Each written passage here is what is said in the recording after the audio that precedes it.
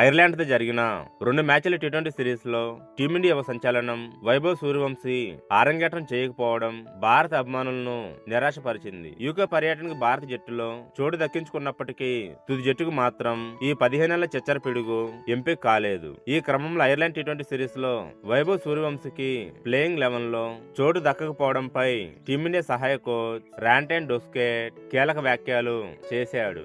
వీడియోను చూసే ముందు చిన్న రిక్వెస్ట్ అండి, వీడియోను లైక్ చేసి మీ సపోర్ట్ ని తెలియజేయండి. మొదటిసారి మన ఛానల్ ని చూస్తున్నట్లయితే సబ్స్క్రైబ్ చేసుకుని పక్కనే ఉన్న బెల్ ఐకాన్ ని ఆన్ చేసుకోండి.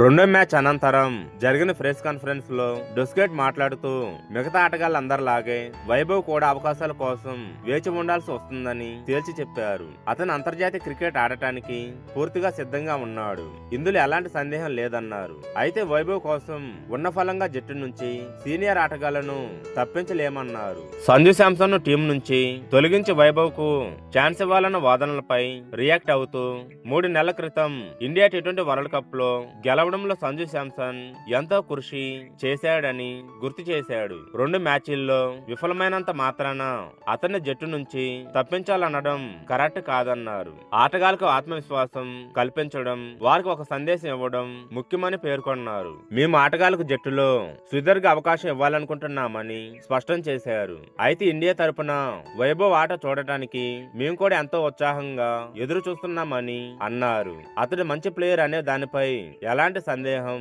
లేదన్నారు. కాకపోతే వైభవ్ కూడా జట్టులో అవకాశం కోసం ఇతర ఆటగాళ్ల మాదిరిగానే కాస్త వెయిట్ చేయాల్సిందేనని కుండబద్దలు కొట్టారు. వరల్డ్ నెంబర్ 1 టీ20 జట్టుగా పేరుగాంచిన టీమిండియాను ఐర్లాండ్ క్లీన్ స్వీప్ చేసింది. బెల్ఫాస్ట్ వేదికగా జూన్ 28న ఉత్కంఠభరితంగా జరిగిన చివరి టీ20 మ్యాచ్ లో ఒక్క పరుగు తేడాతో ఇండియా వాడిపోయింది. తద్వారా ఆతిథ్య ఐర్లాండ్ టీ20 సిరీస్ కైవసం చేసుకుని సరికొత్త చరిత్ర సృష్టించింది. 3 ఏళ్లుగా టీ20 సిరీస్ లో వాట మెరుగిన భారత ఆధిపత్యానికి తెరపడింది. భారత్ చివరిసారిగా 2019లో ఆస్ట్రేలియా చేతిలో వైట్ వాష్ కు గురైంది.